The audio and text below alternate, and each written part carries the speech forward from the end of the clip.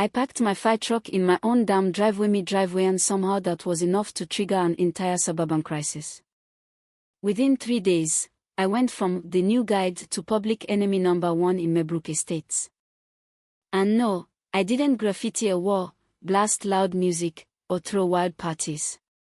I just parked a fire truck. A beautiful, 1985 PS Aero that I'd hauled across 3 states, paint faded, chrome a little bit up, but the engine still purred like it had something to prove. That truck wasn't just a machine to me, it was a memory on wheels. My dad used to drive one just like it back when he was on the job.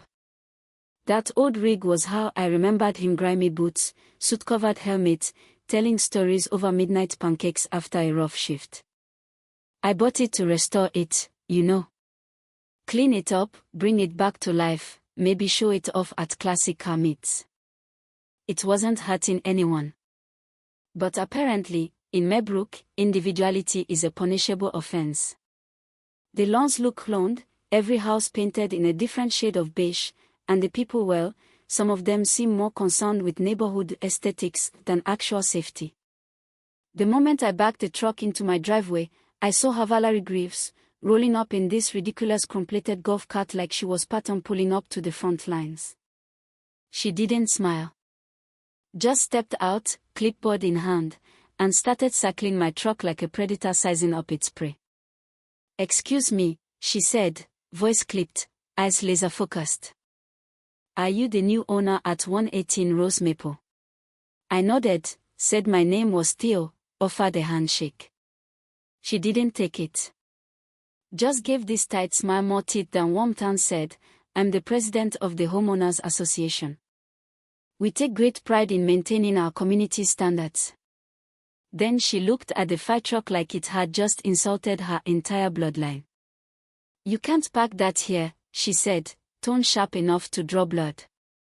I kept it calm. Told her it was a personal vehicle, legally registered, not oversized, and completely within my rights. She didn't argue, not yet, just took photos, made a few notes on her clipboard like she was documenting a crime scene, and said, "We'll be in touch." 3 days later, bam, $300 violation notice in my mailbox. Oversized commercial vehicle in public view, affecting property values. Signed by Valerie herself. I read that damn letter 4 times, thinking maybe I was hallucinating. But no, it was real. And something about that typed-up fine, so neat and official, just made my blood boil. Now, I work in fire safety. I inspect buildings for code violations, I write up reports when stuff goes wrong. So, I know how to navigate rules. And I wasn't about to let this clipboard tyrant steamroll me over a technicality she clearly made up. I spent 2 straight hours combing through every regulation I could find. And sure enough, my truck was registered as a personal vehicle. No violation. No gray area. She was bluffing. So, I drafted the most professional "hell no" letter you've ever seen. I cited every code, attached my documents, and requested the fine be dropped immediately. 2 days later, Valerie called. Not to apologize, no. She wanted to schedule an emergency HOA meeting to discuss my situation. Like I was a damn fire hazard. I walked into the meeting calm, prepared, documents in hand. Valerie laid out her case, throwing around words like unsightly and disruptive to neighborhood integrity. When it was my turn, I stood up, laid out my paperwork, cited city regulations like a lawyer in court, and made it crystal clear this fine was nonsense. The board, to their credit, agreed. The fine was dismissed. But Valerie smiled. That should have been my warning. Because instead of backing down, she went in for round 2. "Well," she said, flipping her clipboard again, "I did notice your fence was recently painted without submitting the required modification request." She had me. I touched up a few spots the previous weekend, same color, just to clean it up. Didn't even think to file paperwork for that. But that wasn't the point. The point was she'd been watching me. Waiting. Documenting. After that, it got petty. Real petty. One day, my grass was too long. The next, too short. My porch light was non-conforming. My car wasn't parked, centered enough. Every day was a new fine, a new warning. Valerie wasn't enforcing rules, she was waging a slow, calculated war. And then came the twist. One evening, she rolled up clipboard in hand, usual smugness on her face, and started bragging. "I just finished upgrading my backyard lighting system," she said. "All motion sensors and ambient fence lights. Installed it all myself, then need a contractor when you've got experience." She said she used to be a building inspector.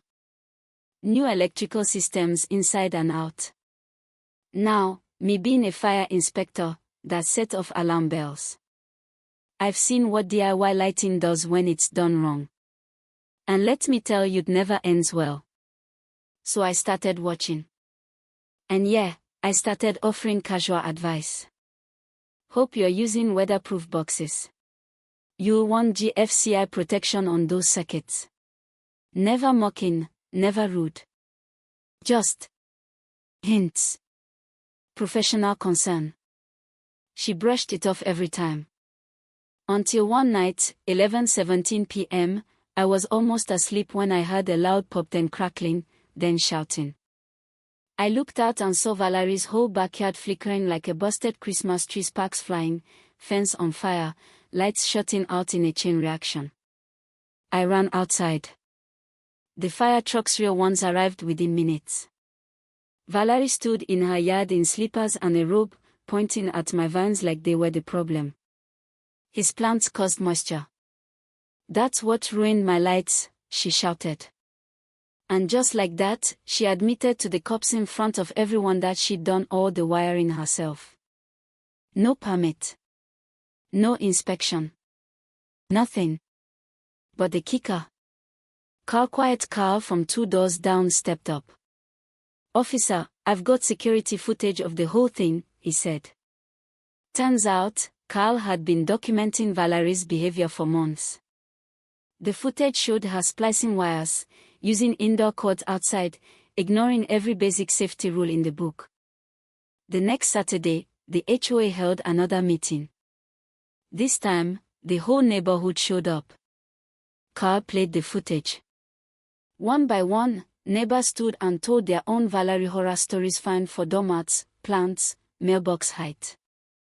Valerie just sat there, stone-faced, folder in her lap. Then the vote happened. Unanimous.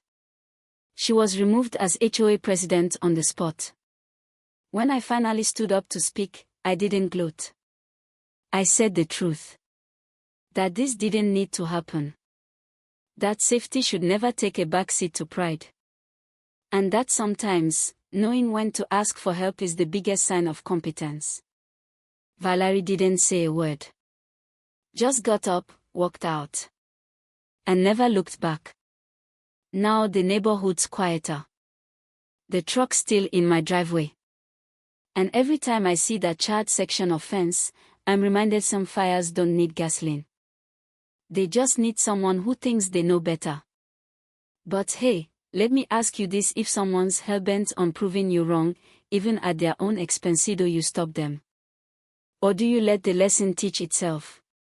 Drop your thoughts in the comments. I wanna hear it all.